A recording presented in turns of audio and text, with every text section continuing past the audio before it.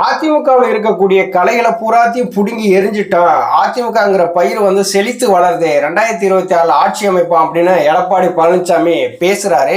அவர் பிடுங்கினது எல்லாமே பயிர்கள் தான், கலைகள் கிடையாது.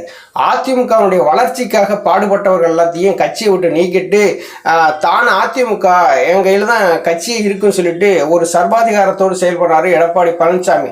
அவர் கலைன்னு யாரை சொல்றான்னு உங்களுக்கு தெரியுதா?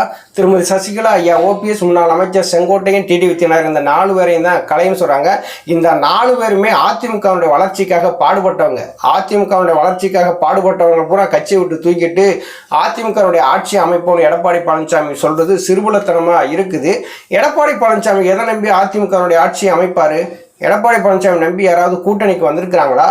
கூட்டணி கட்சியினர் என்ன யோசிக்கிறாங்க அப்படின்னா, எடப்பாடி பழனிசாமி அவர் தலைமையில் சந்தித்த தேர்தல் எல்லாத்தையுமே வந்து தோல்வி மட்டும்தான் தழுவுறாரு.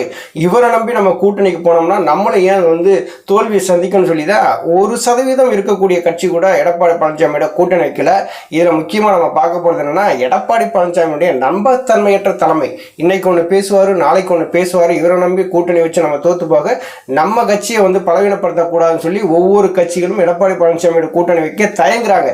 இதில் சொல்கிறாரு, நாங்கள் வந்து கலையில பூரா பிடுங்கி எரிஞ்சிட்டோம் அப்படின்றது. எடப்பாடி பழனிசாமி பிடுங்கி எரிஞ்ச பூரா கலை இல்லை, பூரா வந்து பயிர் தான்.